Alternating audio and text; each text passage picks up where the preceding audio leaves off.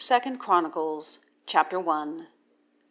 And Solomon son of David strengthens himself over his kingdom, and his God Yahweh is with him, and makes him exceedingly great.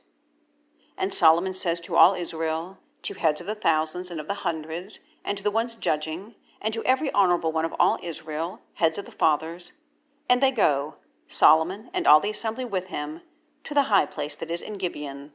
For God's tent of meeting has been there, that Moses, servant of Yahweh, made in the wilderness. But David had the ark of God brought up from Kirjath-jearim to the place David had prepared for it, for he stretched out a tent for it in Jerusalem.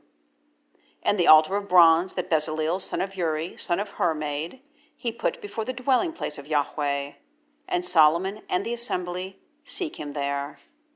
And Solomon goes up there on the altar of bronze before Yahweh, that is at the tent of meeting, and causes 1,000 burnt offerings to ascend on it.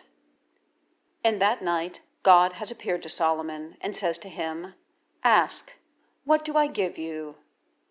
And Solomon says to God, You have done great kindness with my father David, and have caused me to reign in his stead.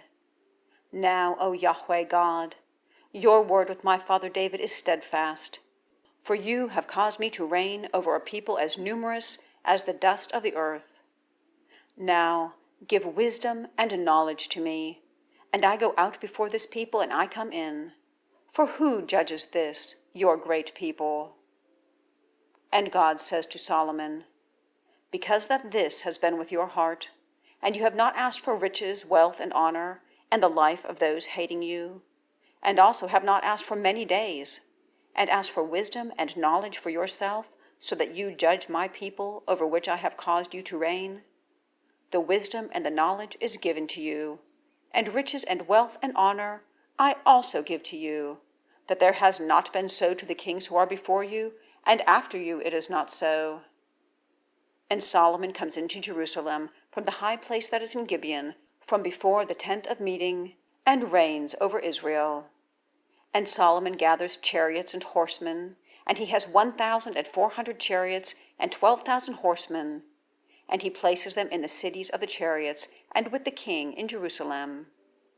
And the king makes the silver and the gold in Jerusalem as stones, and the cedars he made as sycamores that are in the low country for abundance.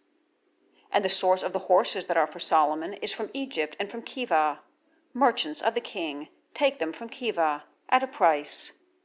And they come up and bring out a chariot from Egypt for 600 pieces of silver, and a horse for 150, and so for all the kings of the Hittites and the kings of Aram.